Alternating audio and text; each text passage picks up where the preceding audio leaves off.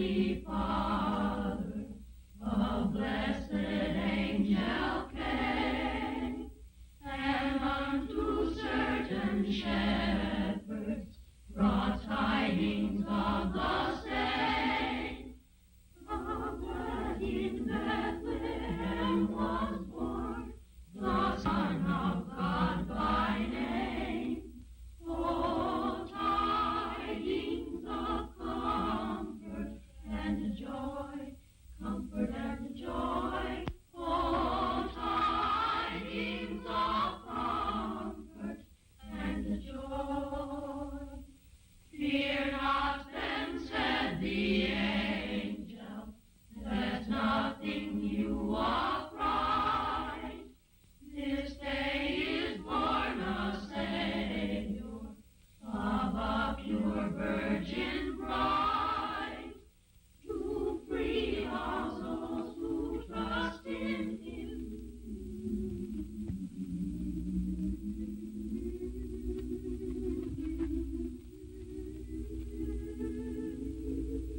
Gilbert K. Chesterton once said, "In everybody there is a thing that loves children, fears death, and likes sunlight. And this thing enjoys Charles Dickens." Before I tell you about the Christmas Carol, let me read to you what Charles Dickens himself wrote about this story. I have endeavored in this ghostly little story to raise the ghost of an idea which shall not put my readers out of humor with themselves, with each other, with the season, or with me. May it haunt their houses pleasantly. Charles Dickens. To begin with, Jacob Marley was dead. There is no doubt about that. You will therefore permit me to repeat emphatically that Marley was as dead as a doornail. Did Scrooge know that he was dead? Of course he did. Ebenezer Scrooge and he had been partners for I don't know how many years. Scrooge never painted out Marley's name, and so there it stood 7 years afterwards above the warehouse door. Ebenezer Scrooge. Oh, but he was a tight-fisted old sinner, hard and sharp as flint. The cold within him froze his features because he always carried his own low temperature with him. And he didn't thaw 1 degree, not even at Christmas.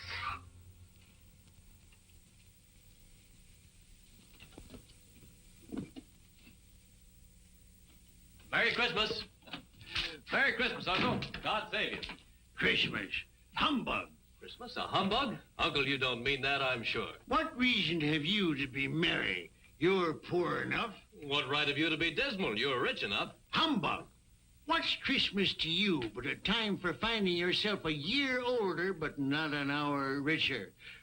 Every idiot that goes about with Merry Christmas on his lips should be boiled in his own pudding. Now, Uncle, I know you... Now, you keep Christmas in your own way, Fred, and I keep it in mine. Be off now. This is a place of business. Don't be angry. Come dine with us tomorrow. No. Caroline will be happy to see you. Why did you ever get married? Because I fell in love. Love? That's the only thing in the world more ridiculous than a Merry Christmas. Good afternoon, nephew. Uncle, I'm sorry with all my heart to find you like this. Merry Christmas, Bob. Merry Christmas, sir. Let me hear another sound from you. You'll keep your Christmas by losing your situation.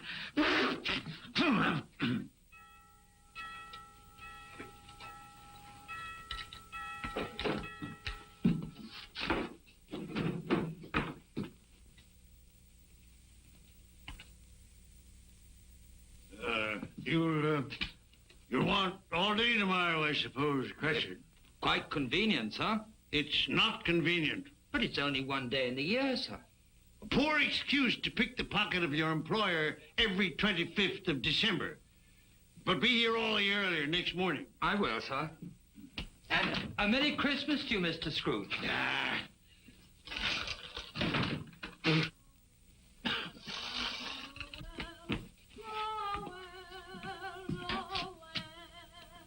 Christmas. Nonsense. Humbug.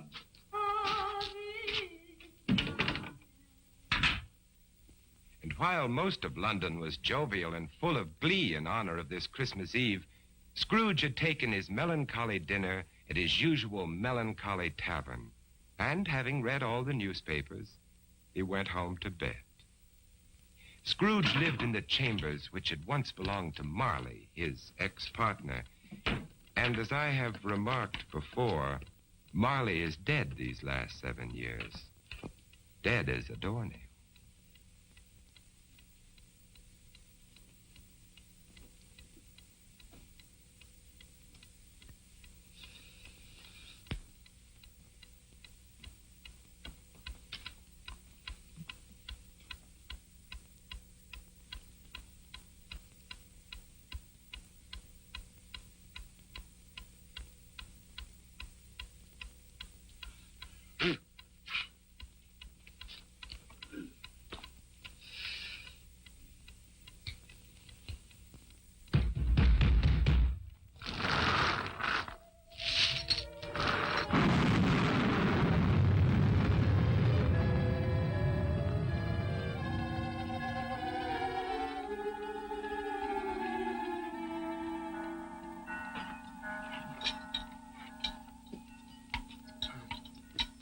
Ebenezer Scrooge? How now? What do you want of me? Much. Who are you? In life I was your partner, Jacob Marley. You don't believe in me? I don't. What evidence would you have of my reality beyond that of your own senses? I don't know. Then why doubt your senses? Because a slight disorder in my stomach could make my senses cheat me. You might be an undigested bit of beef, a blot of mustard, a fragment of underdone potato. Humbug, I tell you, humbug! Mercy on me, dreadful apparition. Now, do you believe in me or not? I do. But why do you come to plague me? And why do you wear that ponderous chain? I made it, link by link in my life, as you are doing for yourself on earth. It is now a part of my penance, and I am here tonight to warn you of a fate such as mine. But, Ebenezer, if you change your ways, you have a chance of escaping my doom. You were always a good friend to me, Jacob. Thank you. Thank you. You will be haunted by 3 spirits. Without their visits, you cannot hope to shun the path I tread. Expect the first tomorrow, when the bell tolls 1. Expect the next on the following night at the same hour, and the third on the next night, when the last stroke of 12 has ceased to vibrate. Couldn't I take them all at once, Jacob, and have it over with? Look to see me no more, and look that for your own sake you remember what has passed between us.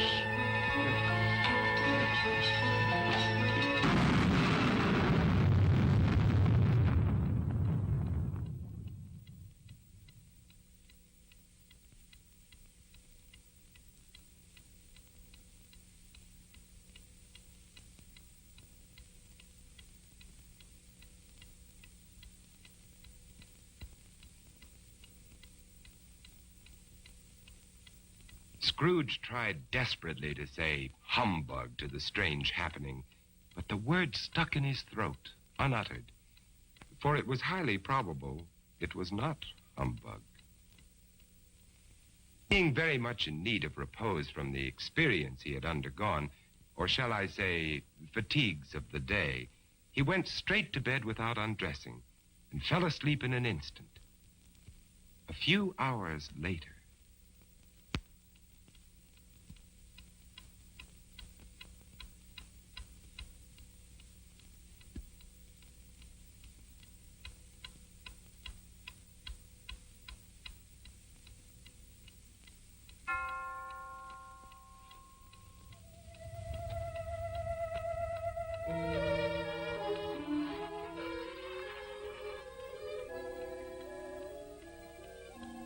Are you the spirit whose coming was foretold to me?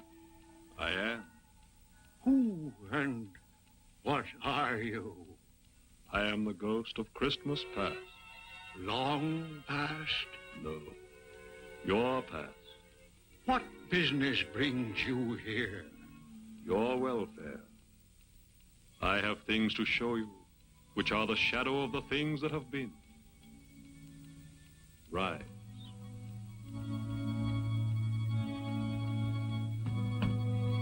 And walk with me.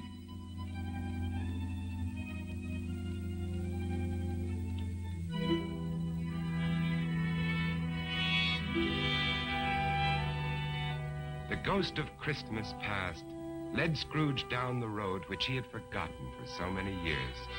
He showed him a Christmas day in the past, which was a happy one for most children, but not for one lonely schoolboy. Ebenezer Scrooge. Do you know that boy?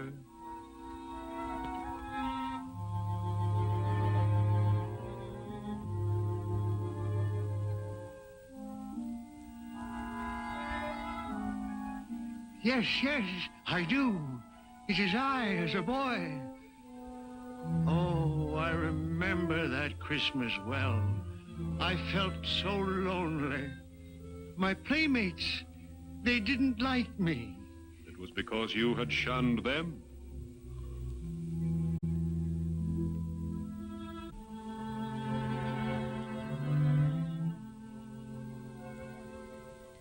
Oh, poor boy. I wish... What is the matter? There was a boy singing a Christmas carol on the street last night. I should have liked to have given him something, that's all.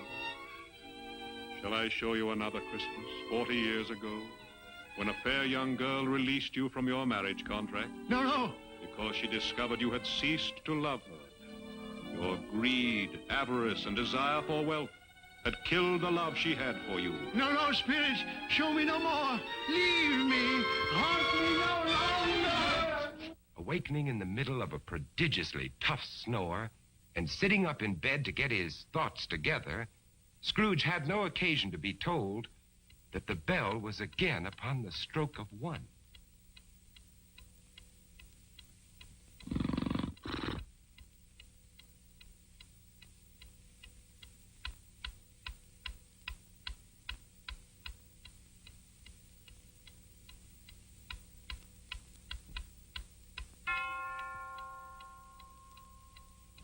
Scrooge!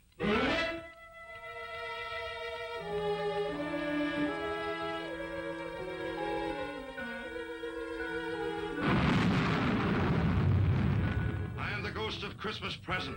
Look upon me. Yes, spirit. Conduct me where you will. I went forth last night on compulsion, and I learned a lesson which is working now. Tonight, if you have aught to teach me, let me profit by it. Touch my robe.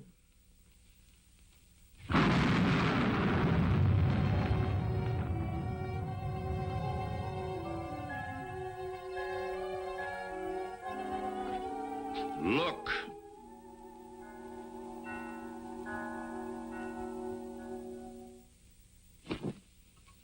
Belinda, bring the plates. Oh, Mother, Belinda, there's a great deal of work to be done. Help your sister. Missy, you get the... If I came by outside, I could smell the sage and the onions. You knew it was off, Mother. Oh, I certainly did, boy. Peter, set the chairs. Can I put some chestnuts on the fire, Mother? No, your father will do that when he comes. What has gotten your precious father? And your brother, Tiny Tim? And Martha wasn't as late last year by half an hour. Oh. This is the house of your clerk, Bob Cratchit. But he has hardly a penny to his name. I, the ghost of Christmas present, have blessed his house. Here comes Bob now with another member of his family, Tiny Tim. And a Merry Christmas, everybody. And there you are, Tiny Tim, right in your own chair. Merry Christmas, Bob. And Martha. Yes, here I am again. Christmas wouldn't be Christmas without Martha coming to visit us. Bob. And how did Tiny Tim behave today, Bob? Fine. He told me coming home that he was glad he'd been to church, because it's pleasant to remember that the day is called Christmas. after he who made the lame to walk and the blind to see. Oh, what a beautiful Christmas table. It would be more beautiful if we had a turkey, but we'll manage. Of course we will. See what a happy family your clerk has on only 15 shillings a week? Tiny Tim. I didn't know he was sick and a cripple. Mr. Scrooge. I give you Mr. Scrooge, the founder of the feast. The founder of the feast, indeed. I wish I had him here. I'd give him a piece of my mind to feast upon. Dear, it's Christmas Day. It should be Christmas Day, I'm sure, when one drinks the health of such an odious, stingy, hard, unfeeling man as Mr. Scrooge. My dear, it's Christmas. Very well. I'll drink his health for your sake, and because it's Christmas. Long life to him. A Merry Christmas and a Happy New Year. A Merry Christmas and a Happy New Year. God bless us, everyone.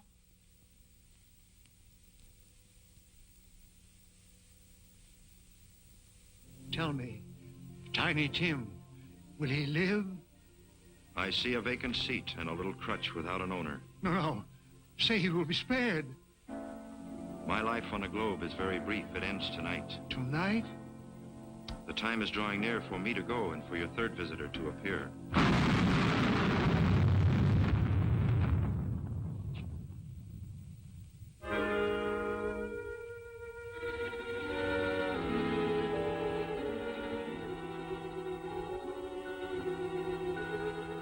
I am in the presence of the ghost of Christmas yet to come. Ghost of the future, I fear you more than any specter I have seen. But lead on, I want to know.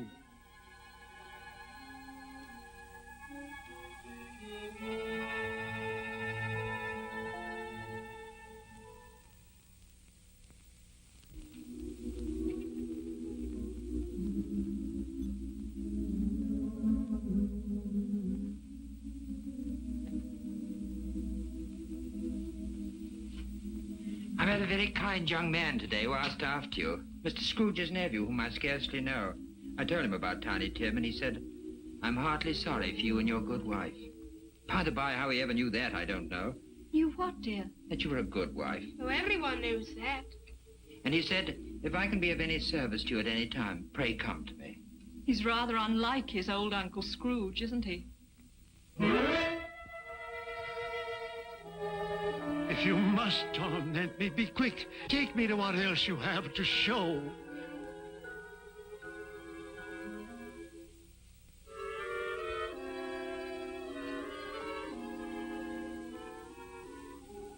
I don't know much about it either. I only know he's dead. When did he die? Last night, I believe. What had he done with his money? I haven't heard. But he'll have no use for it where he's going. It's likely to be a cheap funeral, for upon my life I don't know anyone to go to it.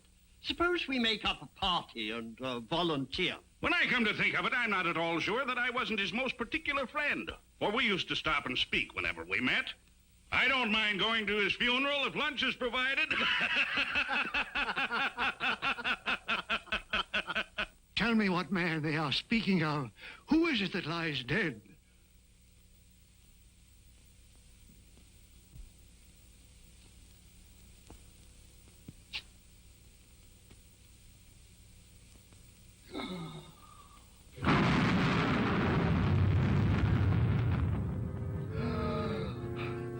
No, hear me. I am not the man I was. Assure me I yet may change the shadows you have shown me. I will honor Christmas in my heart and try to keep it all the year. Tell me I may sponge away the writing on this stone.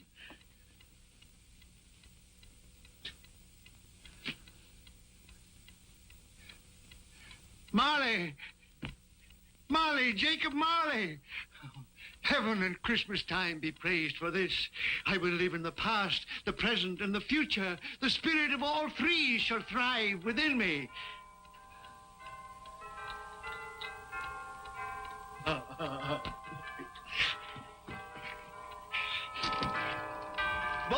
oh boy! Yes, sir? What's today? What, sir? What's today, my fine fellow? Today? Why, Christmas Day, sir. It's still Christmas, and I haven't missed it.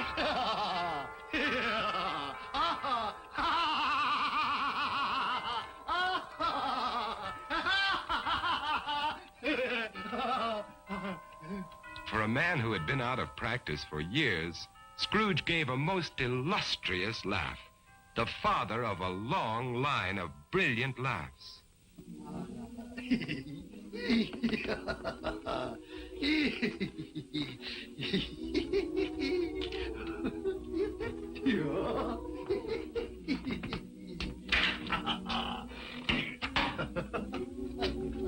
And Scrooge dressed himself all in his best, and at last got out into the streets, wishing everyone he met a Merry Christmas.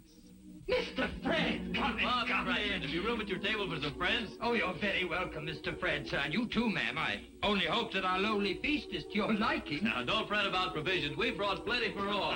Merry Christmas, Bob. Mr. Scrooge! And Mrs. Cratchit, for you. Scrooge! My dear, that's for you. Darling, for you. For me? And you, sir. Oh, Mr. Scrooge, I don't know how we can ever thank you. Don't. And I'm going to raise your salary and help your large family in every way possible. And Tiny Tim. I saw a friend of mine at church just a little while ago. A famous surgeon. You and I are going to see him tomorrow. And he's going to be your friend, too. Mr. Scrooge! Merry Christmas, Mr. Scrooge. Scrooge won his word. He did it all and infinitely more. And to Tiny Tim, who did not die, he was a second father. Scrooge had no further dealings with ghosts, but it was always said that he knew how to keep Christmas well, if any man alive possessed the knowledge. May it truly be said of us, and all of us.